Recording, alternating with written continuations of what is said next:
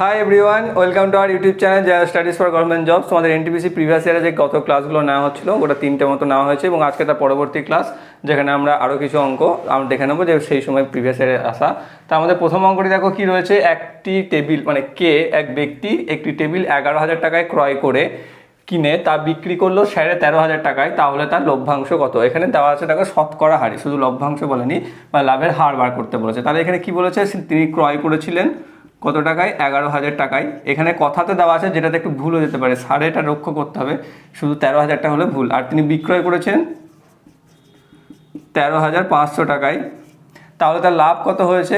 সরাসরি আমরা কি করব, বিক্রয় মূল্য থেকে ক্রয় মূল্যটাকে বিয়োগ করে দেবো এবং মুখে মুখে তোমরা বিয়োগ করতে পারবে। 13,500 থেকে 11,000 যদি বিয়োগ করি তাহলে আমরা পাবো 2,500 টাকা।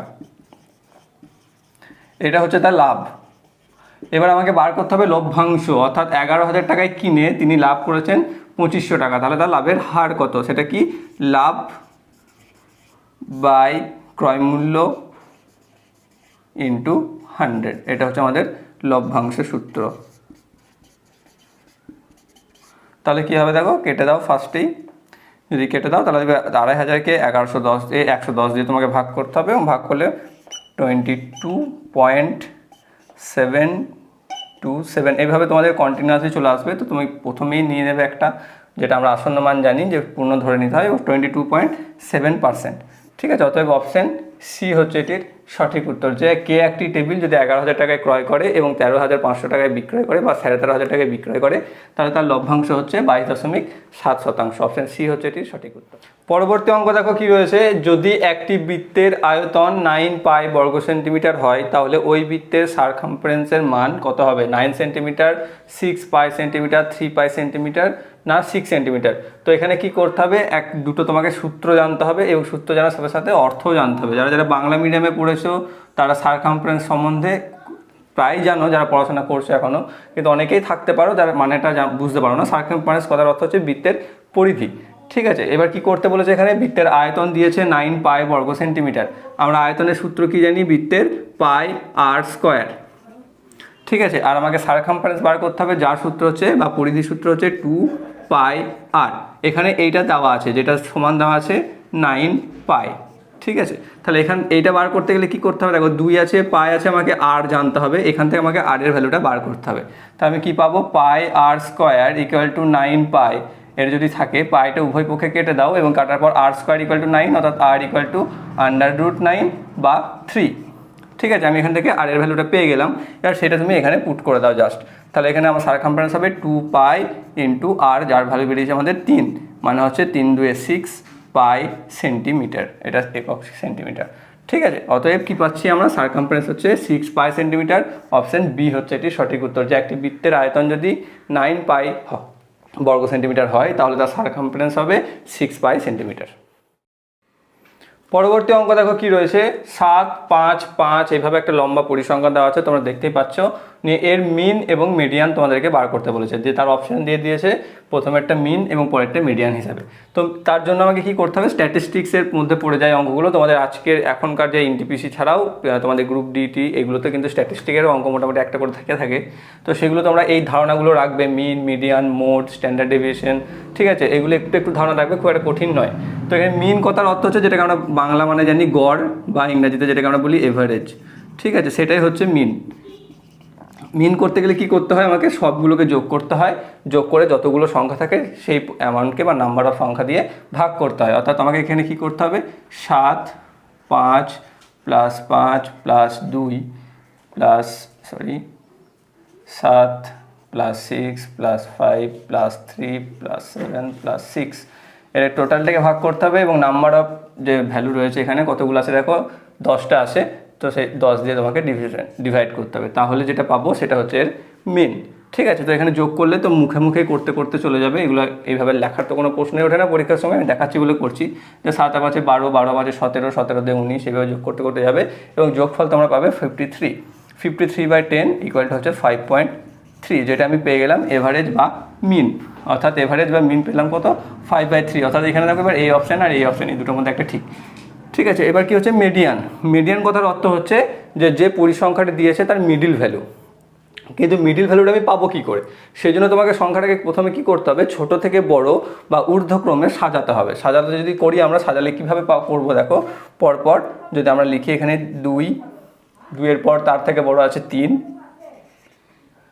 তার থেকে বড় আছে 5, 1 2 2 বার 5 3 বার 5 আছে, তারপর আছে 2 বার 6, তারপর 3 বার 7।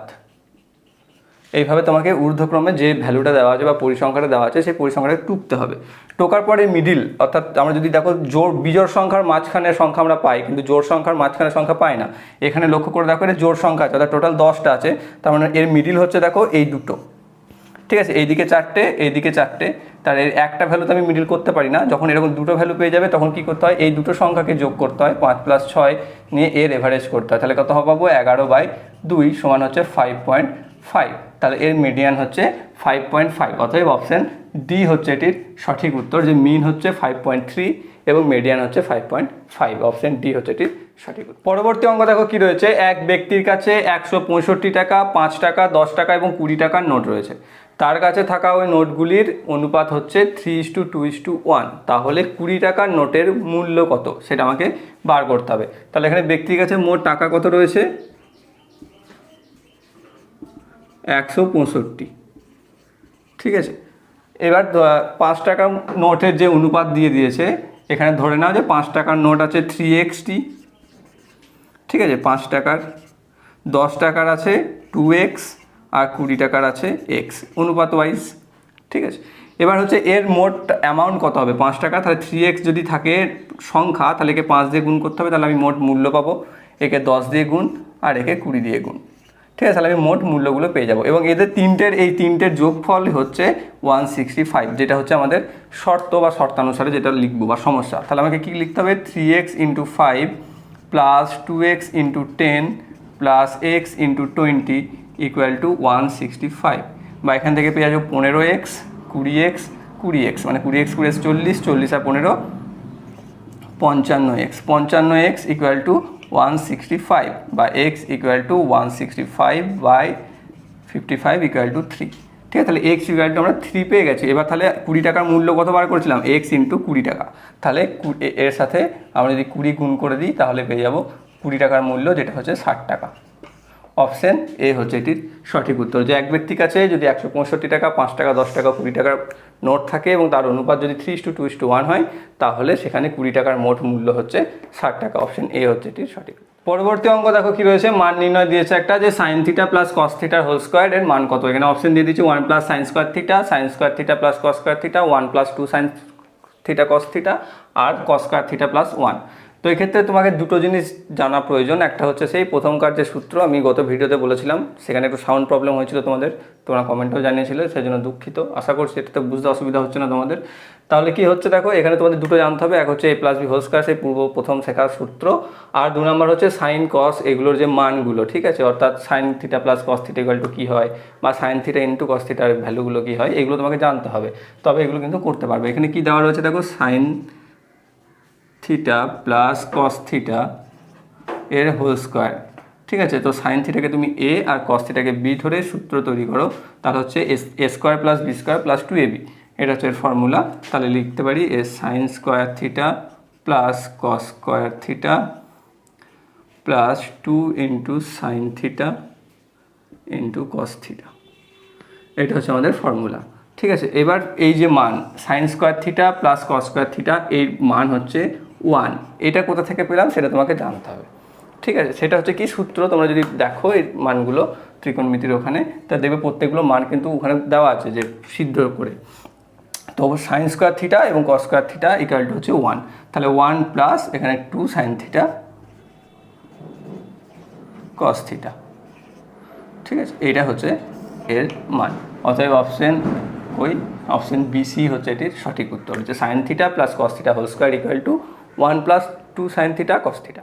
পরবর্তী অঙ্ক এবং আজকে শেষ অঙ্ক দেখো কি রয়েছে, করণ 1 ডজন পেন কিনলো 120 টাকায়, তারপর 3টি করে পেনের সেট বানিয়ে বিক্রি করলো প্রতি সেট 35 টাকা করে। তাহলে তার লাভ হলো 20%, 15%, 16.67% এবং 33.33%।